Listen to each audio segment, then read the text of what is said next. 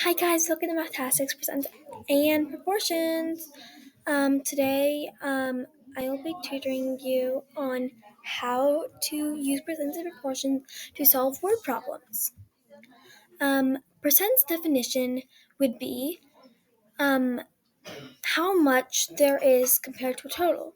It's usually expressed how large or small one quantity is relative to another by comparing it to a whole of 100 equal parts.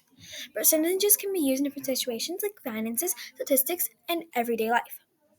Proportions help us compare two ratios or fractions to see if they're equal. They show us how different amounts relate to each other. Proportions are used to solve problems like scaling, resizing, and comparing different quantities. They play an important role in different fields such as architecture and science by helping maintain consistency and balance. A practice problem we can do today. Um, we want to figure out how to solve a percent and proportion problem easily. So that we can use a stencil that I've created. First, we're going to write percent over 100 and part over 100. Whole. Let's start with the practice problem. Sally wants to sell seashells, so she collects them in a bag. She gets back home to find that six of her seashells have broken the trip. If the broken seashells is 25% of the total amount of seashells, how many seashells does she bring? First, let's figure out how much the percent is. We know that that's 25% because of right here, where it says the broken seashells is 25% of the total amount of seashells. Let's put it over 100. And we know that the part is 6, right? From here, the 6 of our seashells have broke. Let's put that over the whole.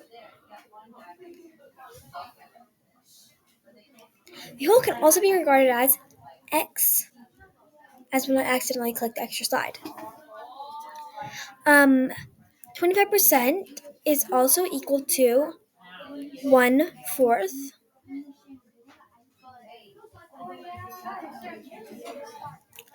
And we'll keep the 6 over x the same.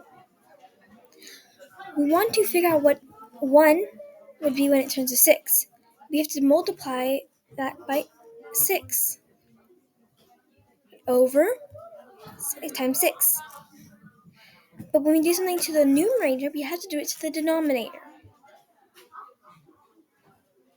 4 times 6 equals x.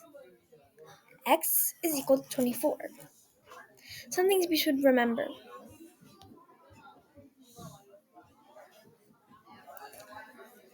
Something to remember would be simplify if necessary. Remember the stencils I gave you, and don't forget to multiply both numerator and denominator. Thank you for watching my tutorial, and I hope you learned something new. Bye!